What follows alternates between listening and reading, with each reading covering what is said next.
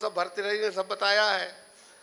श्रवण के लिए, एक यति के लिए, इस उपासक के लिए किन नीतियों का अवलंबन करके जीवन को बिल्कुल निर्मल करना है, उन नीतियों को समझाया है।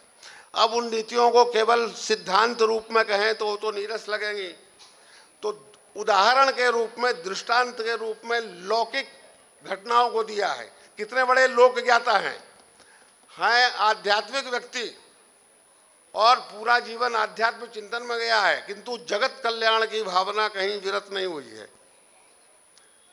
इतने मधुर मधुर मनोहर मनोहर उदाहरण लेके रखे हैं। अब उनका समन्वय करना जो है वही प्रतिवस्तु उपमा अलंकार, दृष्टांत और अर्थांतरन्यास अलंकार में होता है।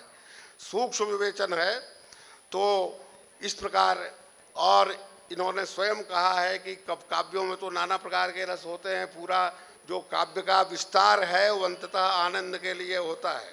मम्मट ने कहा है सद्या पर निर्वृतये, काव्य से जो रसानंद प्राप्त होता है उसको ब्रह्मानंद सहोदर कहा गया है। और 9 रस कहे गए हैं, लेकिन उन्होंने स्पष्ट घोषणा की है कि जो भी रस हो, जैसे चारों पुरुषार्थों का लय मोक्ष में होता है, उसी प्रकार 9 रसों का लय अंततः शांत रस में होता है।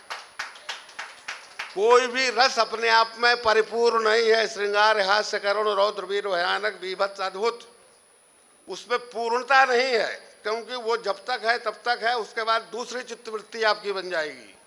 ये रस ऐसा है कि शांत रस में जब आपकी चित्तवृत्ति समाहित होती है तो वही तो प्राप्तव्य है। शांत रस और मोक्ष पुरुषार्थ जीवन का यही तो प्राप्तव्य है।